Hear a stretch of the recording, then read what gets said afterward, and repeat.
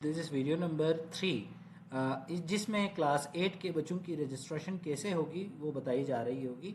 अब देखें, ये मेरे पास में ऑलरेडी स्टूडेंट्स रजिस्ट्रेशन के मैं स्टूडेंट रजिस्ट्रेशन के डैशबोर्ड पे आया हुआ हूँ। इस वक्त मेरे पास 4 बच्चे रजिस्टर्ड हैं इस स्कूल के अगेंस्ट, जिसमें 2 5 के हैं, 2 8 के हैं।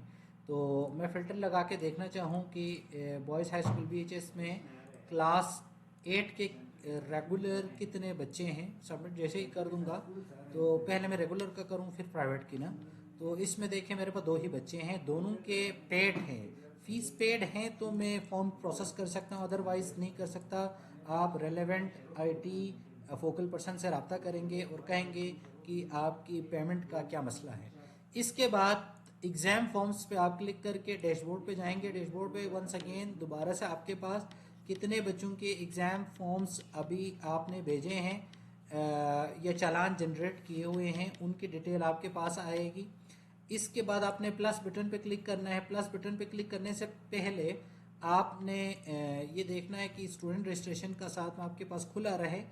ये मैंने for the sake of your convenience बोल रहा हूँ कि ये आप करके रख लें तो बेहतर है आपके पास।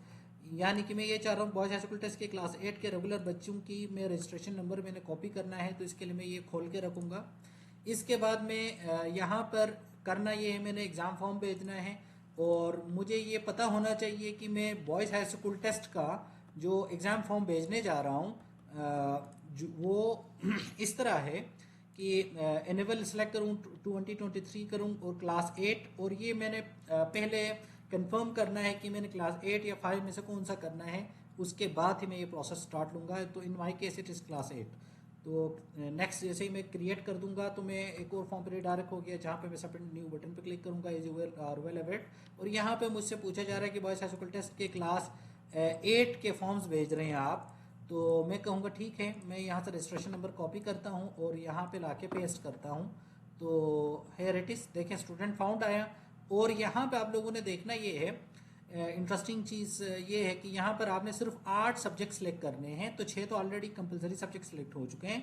2 elective subjects can be selected if I select computer and drawing.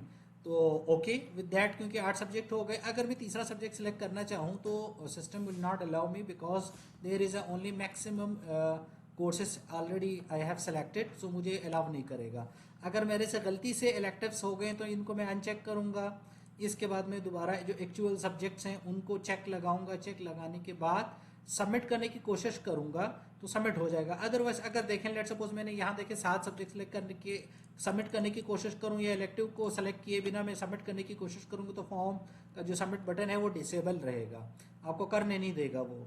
तो इसलिए पहले आपने कंफर्म करना है। यहाँ पर एक और चीज़ कंफर्म करने वाली बात यह है कि आपने वही इलेक्टिव सब्जेक्ट सेलेक्ट करने हैं आपके इस स्कूल में, क्योंकि आप पूरे DDO को डील कर रहे हैं। तो विद इन DDO मुख्तलिफ स्कूलों के मुख्तलिफ इलेक्टिव सब्जेक्ट्स हो सकते हैं।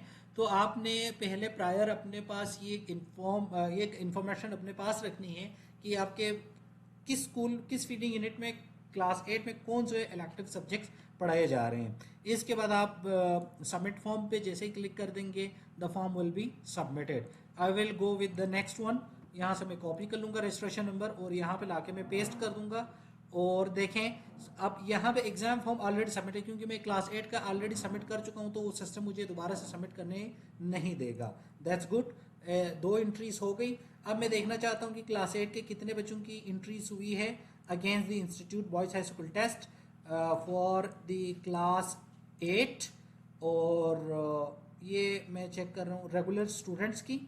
तो ये मैं फिल्टर लगा के जैसे ही मैं सबमिट कर दूंगा तो मुझे पता चला कि ये 2 बच्चों की एग्जामिनेशन फॉर्म्स कंप्लीट हो चुकी है। यहाँ पे बताने वाली एक और बात है, नोट करने वाली, कि प्लीज़ आपने एंट्री करने के बाद, मेरे केस में तो सिर्फ 2 ही स्टूडेंट्स थे, देखें हेयर इज ओनली 2 स्टूडेंट। एक तरह से मेरा एग्जामिनेशन फॉर्म का प्रोसेस कंप्लीट हो चुका है। तो मैं फंड्स पे जाके वाउचर जनरेट करने जाऊँगा। तो प्लीज़ इस चीज़ को इंश्योर कर लें कि आपने पहले तमाम बच्चों की एंट्रीज करनी है, इसके बाद ही आपने वाउचर जनरेट करने हैं। अदरवाइज आप 10 एंट्री करके वाउचर जनरेट करो, फिर 10 करके वाउचर जनरेट करेंगे तो जितनी एंट्रीज के बाद आप वाउचर जनरेट करेंगे, एक स्कूल के अगेंस्ट एक ही क्लास के मल्टीपल वाउचर्स आपके जनरेट हो जाएंगे और आपको एक्स्ट्रा मनी और एक्स्ट्रा पेपर इन्वॉल्व होगा, एक्स्ट्रा एफर्ट अलग से है। तो उस चीज़ से बचने के लिए आप पहले ये वेरीफाई कर लें कि आपके तमाम बच्चे पहले सिस्टम